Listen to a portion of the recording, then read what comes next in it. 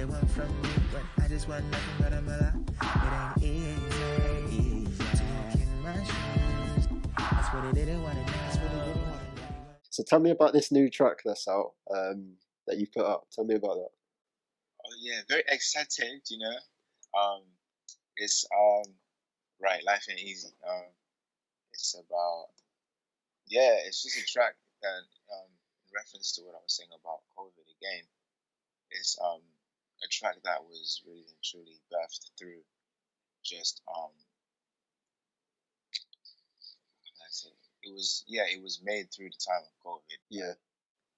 When everything was starting to become more intense, especially when like places were closed and all of that. So I felt like I needed to make some production, you know, really and truly, not just sit there and watch the weeks go. Because I really had a plan to actually have some goals to finish some actual songs at least.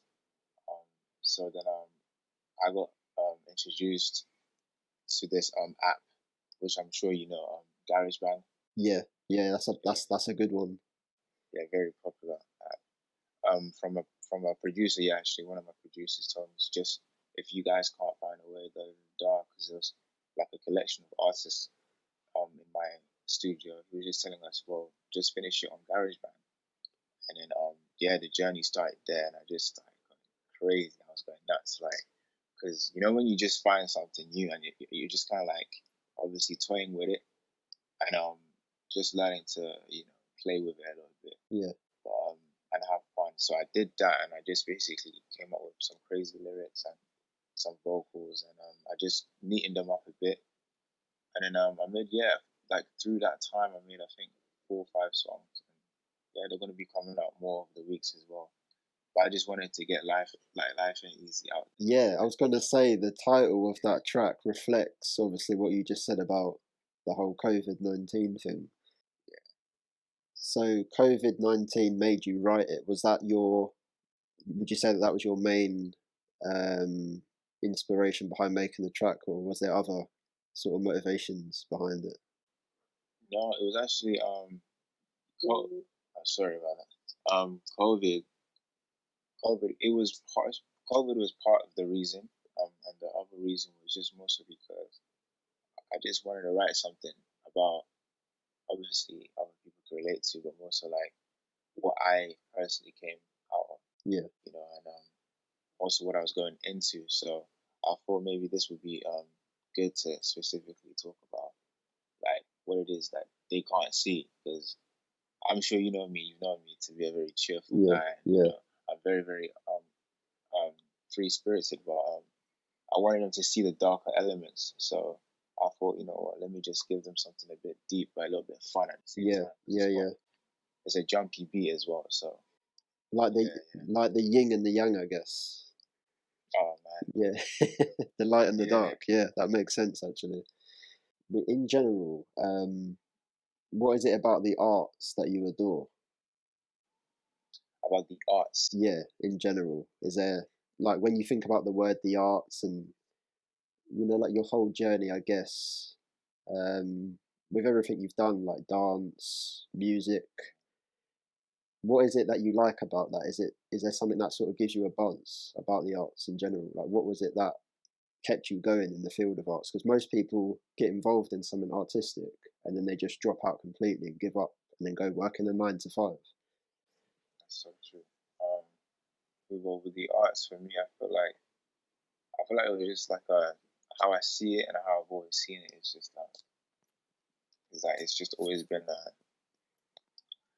a language, you know, like a language and a form of just communication and something to give out to. Yeah.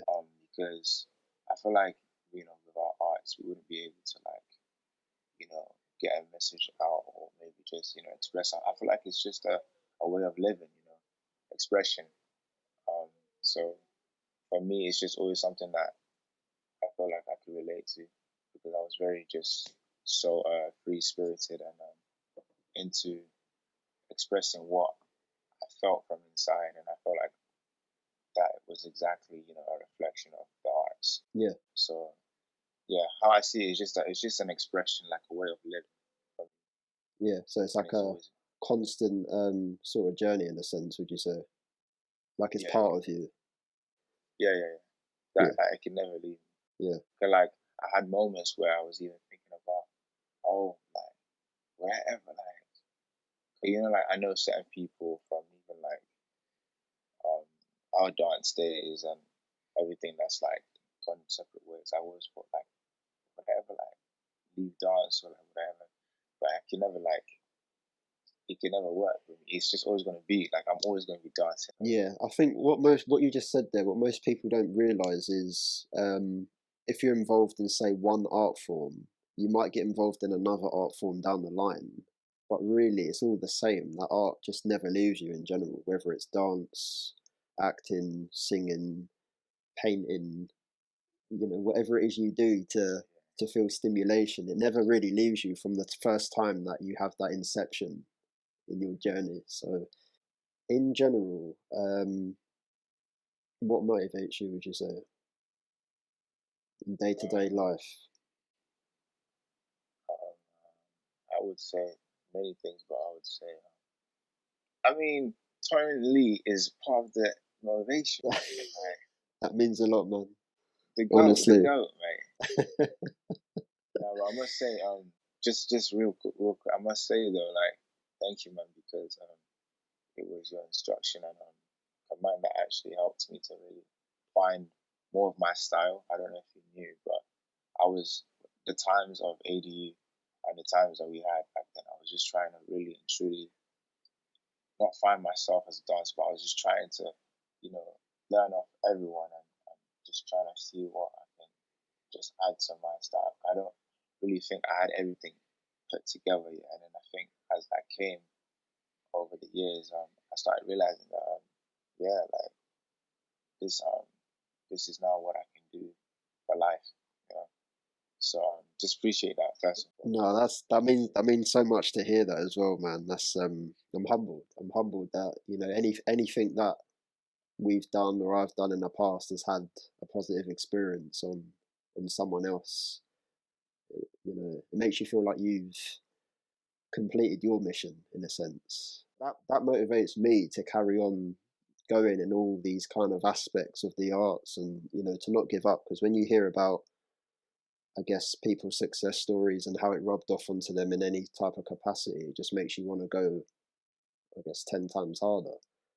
So it's like a circle of energy, really, isn't it? Like you're benefiting off something, you give that onto someone else, and then you're going to give that onto someone else, and it just doesn't end. It's like a really big circle of positivity, I guess. It's quite deep when you think about it, actually, how important it is to be a positive role model. Because there's people looking at you now, going on your Instagram and stuff like that, and you might not think it, but there are people that are looking at you now as a person, saying, I'm heavily inspired by what he's doing, the lyrics he's putting out, the dances. It does touch a lot. And you know what the funny thing is? People will watch your stuff and they'll look at your quotes and whatever, but they might not necessarily comment on the post. So obviously it's quite common nature to look at a post and think, that's not really performing well, should I delete it or whatever? But there are people actually looking at that, feeling inspiration, feeling that energy, but they don't want to comment on it because they don't feel the need to. They just watch it and then they move on. So that's the other thing that took me a long time to realize personally. You are having an impact even when you feel like you're not. So you should just keep going regardless. I would say in general, what keeps the motivation going is, yeah, just like you said, like being aware of the fact that you're obviously, impacting someone's actual life. Yeah. I feel like I don't know if you're a fan of this, but I feel like I'm a heavy fan of um, the fact that your life should be like a testimony for somebody else. So the way you live, the way you carry yourself, that should be a prime, excellent example for maybe another person, whether that be old or younger. So I've always thought of it like that. Maybe I think when I was like 16, I started deep in that there's always a way to inspire people, and it's a good thing to inspire people because yeah, that's how we grow. So Yeah, I I love would like. that, man. I love that. And do you find that through inspiring people, it kind of inspires you in a sense to? It's like a double-edged sword in a way, isn't it? Yeah, yeah, yeah. Because I've always thought like, okay, so like if I help, if I'm giving my all to you, it's just gonna, it's just gonna like, it's gonna obviously benefit me, but I feel like it's definitely gonna make me want to keep going and want to keep blessing people. And yeah, yeah, I'm a fan of that. Yeah, it's big. It's just bigger than us, isn't it? It's just something Yeah, that's, man. Like if only people could realize that at a younger age. Imagine what you could do from a younger age. Like with me, I mean, in terms of consciousness, I feel like I was quite conscious from a young age. But it took me a bit of a long time to kind of detach myself from negativity. I always thought that if I had negative people in my circle, that was just part and parcel of like living, or like just going through life. Like I had to accept that there were negative people, but actually you come to realize that you don't have to accept negativity. And the sooner you cut that burden off, the sooner you can start living life unchained, like a free man, and start doing all the things that you want to do. You don't kind of follow a preset after a while. You just say to the world, I'm going to do this because I believe in it. And that's the end of the discussion, really. And I think that's healthy to adopt that kind of mindset. yeah, that's big as well. That's definitely good to have as a minds for a mindset. That's definitely good because there's so many people that actually are stuck, like as you said, that are stuck in that place of just thinking that, oh, yeah, this is just how it is. I should just accept it and take it that way. Yeah, But it's mostly because I feel like those type of people, they don't have examples, you know. yeah, So I think it's definitely, that's why we need more of like more people like you and me and the rest of them to just really and truly open that door. Some of them, yeah, need that. yeah. No, I definitely agree on that. Because I mean, we've grown up in the same area pretty much all of our lives, and as you know, there's more um, downhill role models than there are uphill role models. So because the ratio is outweighed by more negativity in our boroughs and in our streets, it's easier to follow that, just that whole energy, that whole mindset, because it's on offer a lot more. It's a lot more readily available, if that makes sense. Yeah, Whereas all the good stuff kind of gets overshadowed by the negativity. It can be hard to even keep that positivity going sometimes because you feel like there's not many of you doing it. You can question, like, am I even doing the right thing, or should I follow their path and jump on the whole, the madness element? But I think it goes a long way just being a lone wolf sometimes, because then you do gather more like-minded people along the way. yeah, I agree with that. I don't think it's about numbers necessarily. Quality Yeah, is what we try to look for. yeah. Quality over quantity. Yeah. What gives you hope when you see chaos in the world? Um, um, So, yeah. I don't know if you know, but I'm a strong believer. I'm a Christian, strong Christian. So I don't know if you are. You know, you never really told. yeah, yeah, I am. Okay. I have, yeah. So when it comes to religion, I mean, it's a weird one. I've had this conversation with someone else actually not too long ago. Um, I feel like personally, I've evolved to a point that's like it's kind of like it's like I take a bit of everything basically. And I realised there's actually a word for it, and I think it's pantheism. And it's someone that believes that the universe is, like the all seer type thing. So Mother Nature, the elements, earth, wind, fire. Um, that is like, but I do still believe that there is, something out there. And when times are hard, I still look to guidance. And I think most of us do, even people that don't class it as believing in a faith or religion. I think everyone looks to someone, don't they, in times of need. It's like it's always there within us. But yeah, I have those, I guess, values in me still that